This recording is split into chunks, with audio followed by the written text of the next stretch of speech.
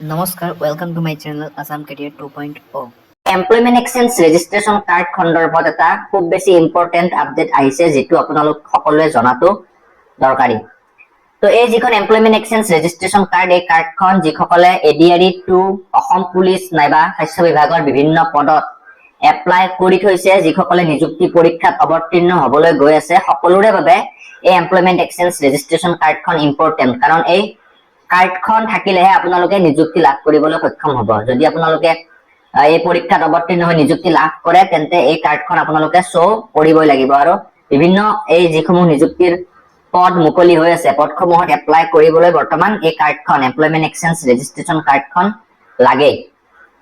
তো এই কাৰ্ডখন যিসকলে ৰেজিষ্ট্ৰেশ্যন কৰি ৰাখিছে, সকলোৰে বাবে এটা ইম্পৰ্টেণ্ট আপডেট। আপোনালোকৰ মোবাইলতো হয়তো মেছেজ আহিছে বা নিউজ পেপাৰতো বৰ্তমান বিজ্ঞাপন দি আছে। তো ইম্পৰ্টেণ্ট আপডেটটো মই আপোনালোকক দেখুৱাই দিছো, চাওক। এই এছএমএছটো হয়তো আপোনালোকৰ মোবাইলতো আহিছে। তো এই মেছেজটোত কি কৈছে চাওক। Candidates registered before 2nd January 2024 in Employment Exchange of Assam are requested for re-registration through Sewa Setu portal on or before 15th August 2024, failing which their employment exchange registration will be invalid। তো এই মেছেজটোত কৈছে যে আপোনালোক যিসকলে 2 জানুৱাৰী 2024 আগত employment এক্সচেঞ্জত registration কৰি ৰাখিছে, সকলোৱে এই কাৰ্ডখন পুনৰবাৰ ৰি-ৰেজিষ্ট্ৰেশ্যন কৰিব লাগিব।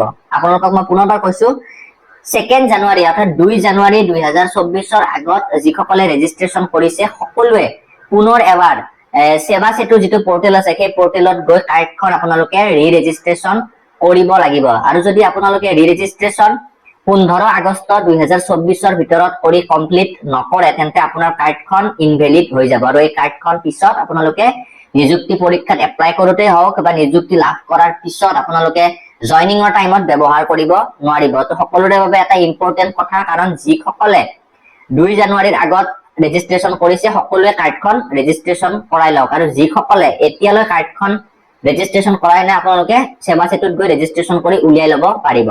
তো ৰি-ৰেজিষ্ট্ৰেশ্যন কৰিবলৈ সেৱা সেতু পৰ্টেলৰ লিংক মই ডেছক্ৰিপশ্যনত দি দিছো, আপোনালোকে তাৰ পৰা ডাইৰেক্টলি লিংকটো খুলি ল'ব পাৰিব। এতিয়া কথাটো হ'ল, যেতিয়া আপোনালোকে পৰ্টেলটো খুলিব, ইয়াত তিনিটা অপশ্যন পাব: ৰেজিষ্ট্ৰেশ্যন, ৰিনিউৱেল আৰু তাৰ পিছতে ৰি-ৰেজিষ্ট্ৰেশ্যন। তো ইয়াতে যিসকলে নতুন, এতিয়ালৈ তেওঁলোকে এমপ্লয়মেন্ট এক্সচেঞ্জ কাৰ্ড উলিওৱা নাই, তেওঁলোকে ৰেজিষ্ট্ৰেশ্যন কৰিব লাগিব। প্ৰথম যিটো অপশ্যন আছে সেইটো কৰিব লাগিব।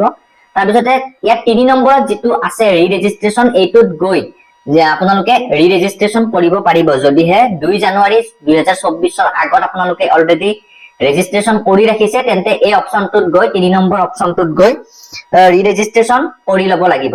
তো এই যিটো ৰি-ৰেজিষ্ট্ৰেশ্যনৰ প্ৰচেছ, এই প্ৰচেছটো যদি আপোনালোকে জানিব বিচাৰে, তেন্তে কমেণ্ট কৰক, মই নেক্সট ভিডিঅ'ত কমপ্লিট প্ৰচেছটো আপোনালোকক দেখুৱাই দিম। তো ভিডিঅ'টোত ইমানখিনি এটা ইম্পৰ্টেণ্ট আপডেট আপোনালোকক জনালো। যদি ভিডিঅ'টো ভাল পালে, তেন্তে লাইক কৰিব আৰু আহিবলগীয়া নতুন আপডেটছখিনি পাই থাকিবৰ বাবে চেনেলটো ছাবস্ক্ৰাইব কৰি ৰাখিবলৈ